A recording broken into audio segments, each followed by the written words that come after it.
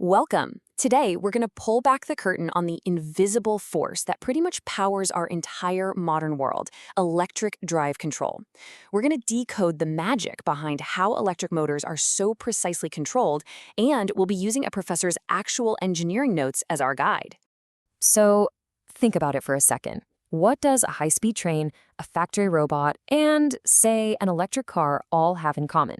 It's not just that they use electricity. Nope, it's that they all rely on these incredibly sophisticated electric drive control systems to do their jobs with absolute precision and power. Okay, so let's dive right in. Here's our roadmap for today. We're going to start with the basic physics, then move into how we actually get stable control. After that, we'll explore the 4 different ways a motor can operate, look at the cool electronic tools that make it all happen, and finally, we'll face the one big limit you can never escape: heat. Right. First things first. Before you can control an electric drive, you absolutely have to understand the core physics that govern its motion. And this curve right here, this is the heart of it all. It shows a really simple relationship. As the rotational force, or what we call torque, that a motor has to produce goes up, its speed naturally goes down. You know this intuitively. Think about pedaling a bike uphill. You're pushing harder, so you're going slower. This relationship is absolutely central to everything we're about to discuss. Now, what's really fascinating is how that physical graph translates into a mathematical law.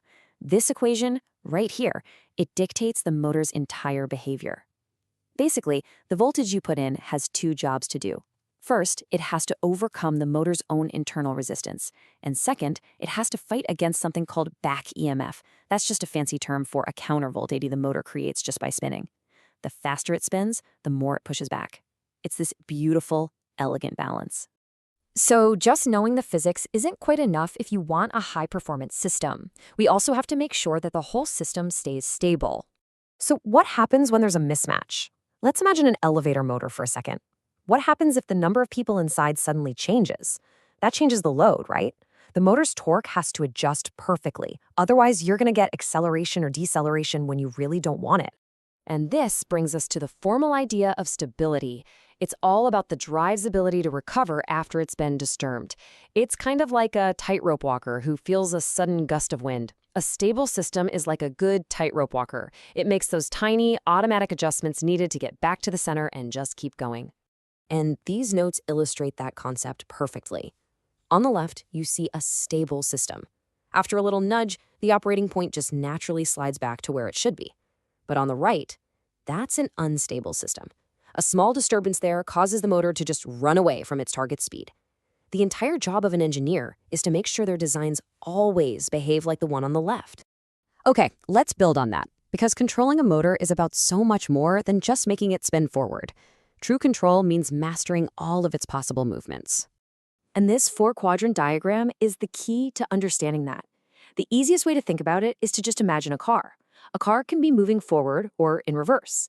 And in either of those directions, you can either be speeding up, which we call motoring, or you can be slowing down, which is braking.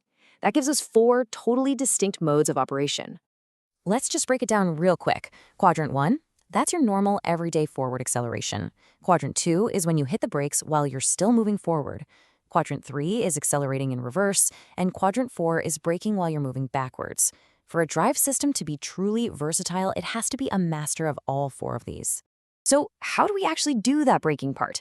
Well, we could just use old-school mechanical brakes, which just waste a bunch of energy as heat through friction. But electric drives can do something way smarter: electrical braking.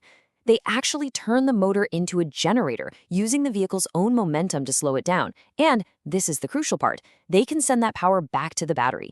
This is exactly how regenerative braking works in electric cars, and it's a huge reason why they're so efficient.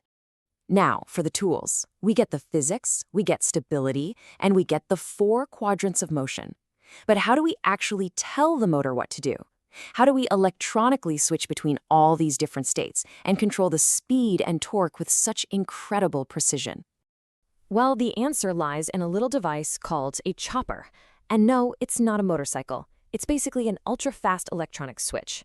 As you can see from this table in the notes, there are different classes of choppers, and each one is designed for a specific job. You've got your simple Class A for just moving forward, all the way up to a Class E that can handle all 4 quadrants. It's like the engineer's toolkit for motion control. Let's just take a quick look at the simplest one, the Class A chopper. This is the real workhorse for basic one-direction control. Think of something like a fan or a simple pump. It's a beautifully simple circuit for getting power from a source to a motor in a controlled way. So here's how it works in a nutshell. Step 1, the switch turns on. Power flows to the motor. Simple. Step 2, the switch turns off. But, and this is clever, the motor's current doesn't just stop. It keeps flowing through that little freewheeling diode. By flicking the switch on and off thousands of times a second, we're literally chopping up the power, which lets us control the average voltage and get that perfectly seamless speed control. All right, so we've covered a lot of really elegant theory and some very clever electronics. But in the real world, where all this theory has to meet actual steel and copper, there is one major enemy that every single electrical engineer has to deal with: heat. You see, every single time current flows through a wire, it generates heat. And as this classic heating curve shows, when you put a motor under a load, its temperature starts to climb. If you don't manage that temperature rise, the motor will literally burn itself out. Heat is and always will be the ultimate performance limit. And because of that, motors are rated for different kinds of work, or what we call duty cycles. Some are designed to just run continuously and they reach a nice, stable temperature. Others are built for short bursts of hard work, like a power drill, or for jobs with lots of on and off cycles, like an elevator. And this table right here, this shows you the real-world consequence. The insulation wrapped around the motor's copper wires can only handle so much heat. If you push it past its rated temperature, say 180 degrees Celsius for Class H insulation, that insulation will physically break down. The motor will short circuit, and you'll have a catastrophic failure on your hands. So let's just do a quick recap of our journey. We saw that motor control is all about a fundamental balance between speed and torque. We learned that stability is absolutely essential for predictable performance, and that true control means mastering all 4 quadrants of operation.